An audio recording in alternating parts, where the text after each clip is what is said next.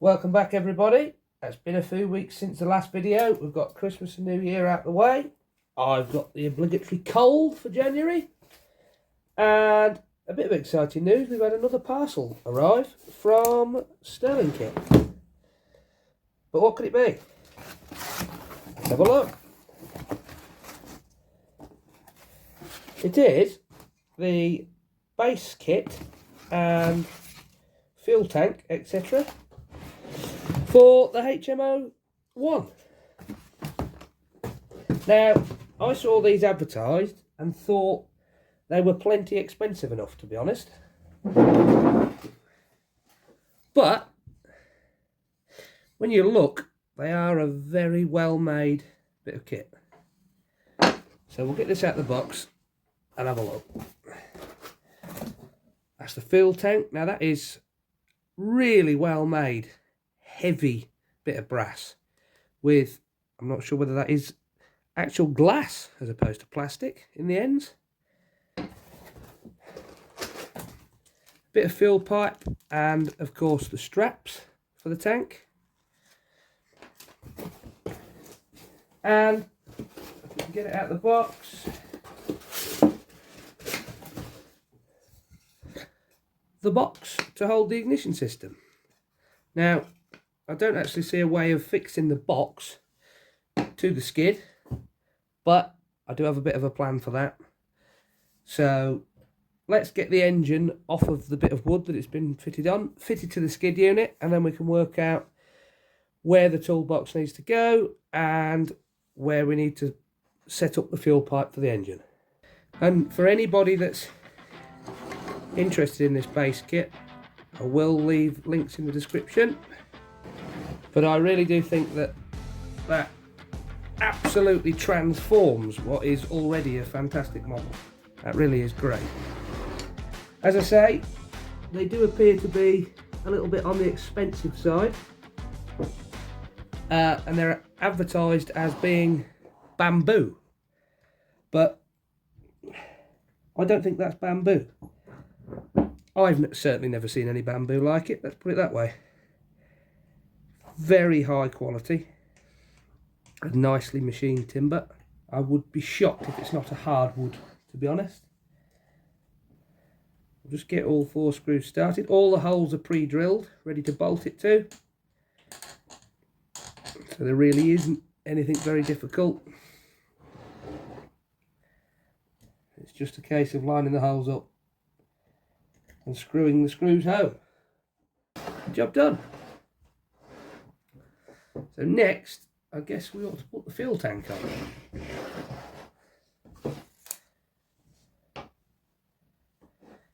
That sits there like that, and then you get 2 brass straps and the 4 screws. So obviously you've got to bend the straps yourself. So what we'll probably do is mount one side. If you look very closely, they actually have notches out each end. That's going to be to bend into a tab, like so.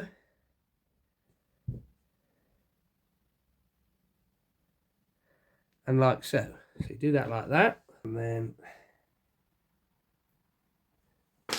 get a smaller Allen key, because that's the wrong one. That goes directly in there. See, I've never heard a softwood sound like that whilst having a screw screwed in. I'm almost certain that's got to be some sort of hardwood. I'm sure somebody will recognise it just by looking at it. Then we get the second strap, bend it on the notch, bend it on the notch,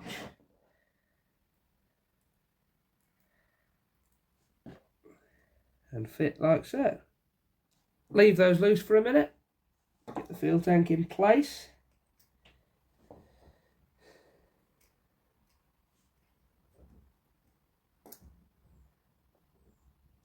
Somewhere in the centre, and then simply roll the straps over the fuel tank, like so.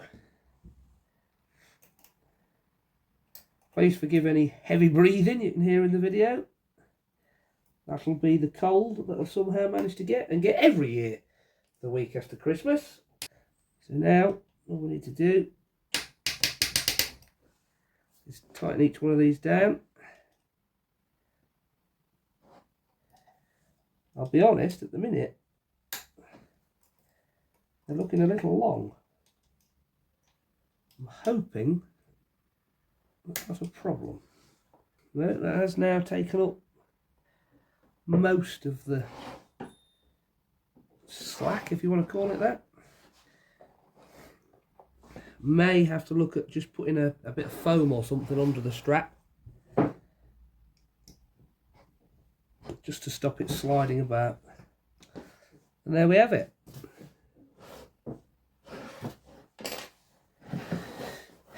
Now, as for the toolbox, I'm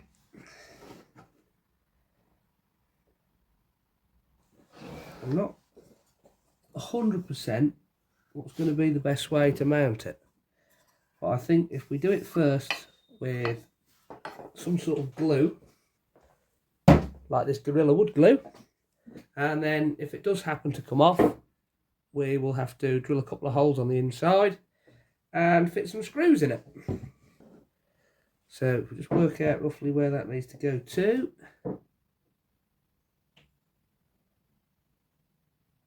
Somewhere there.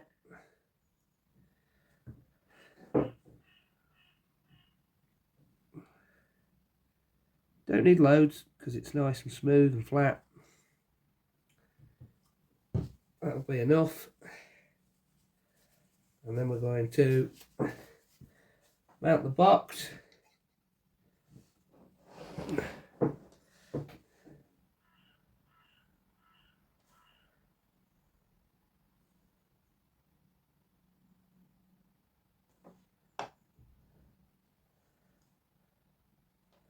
Somewhere there.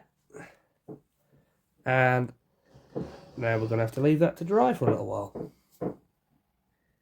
So the glue's dried, and I'm afraid I'm a bit guilty of getting ahead of myself without the camera being on, but we'll give you a little look around and show you what we've done. So we've glued the box down, but as you'll have seen, there was no holes or anything, any means of routing the wires.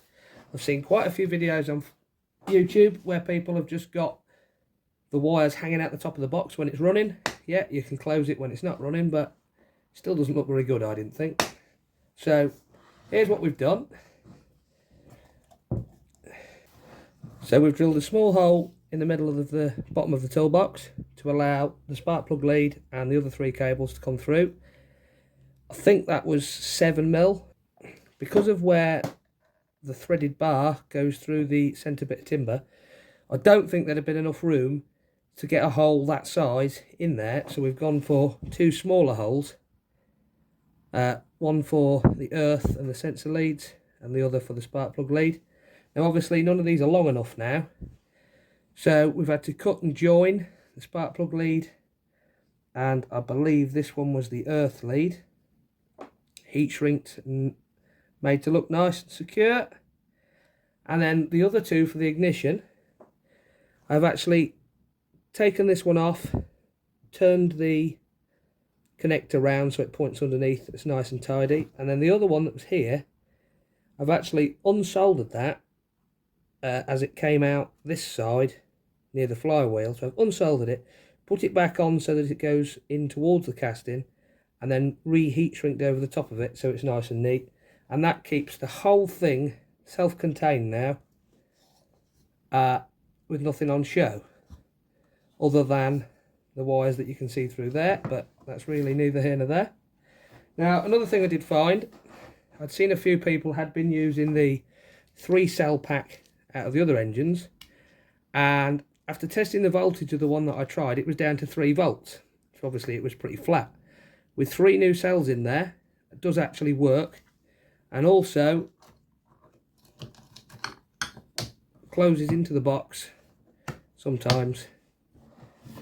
So everything is completely self-contained now.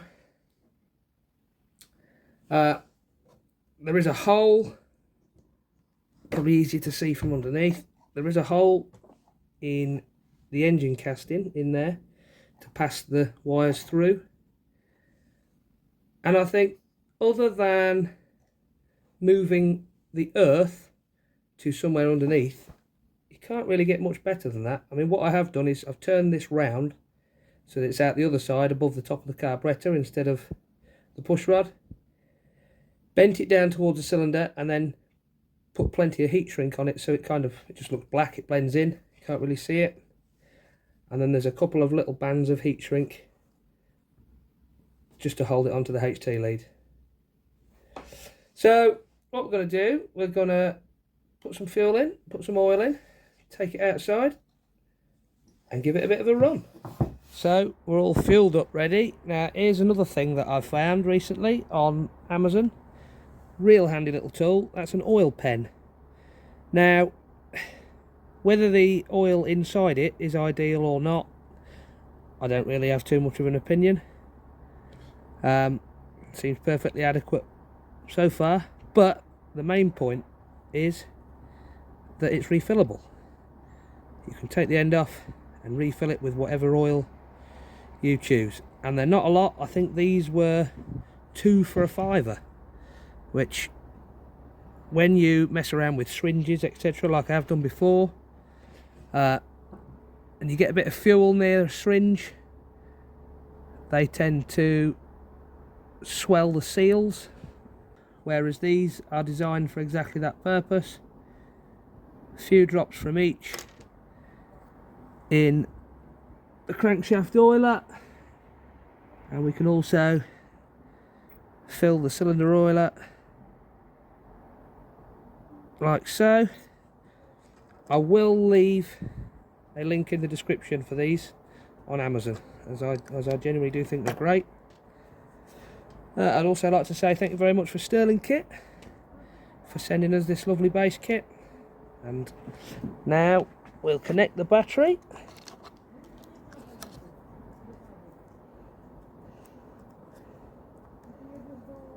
Like so.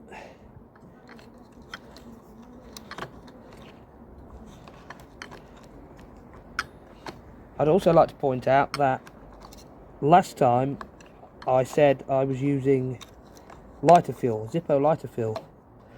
Does work great with all the other engines, but I did find that it made this one a little bit difficult to start. So we are now trying it on just regular unleaded fuel with a hint of 2-stroke. I have ordered some Aspen, which is a synthetic petrol. Once that arrives, I will try another video and see what that's like.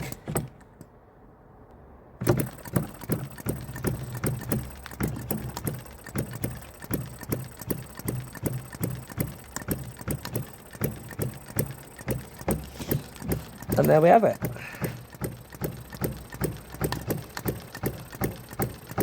Turn the cylinder oiler on.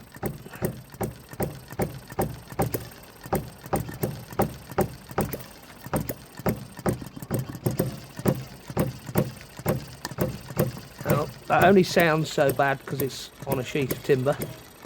It does actually sit quite nicely when it's on a nice level table. But I think that really does transform that into a fantastic little model.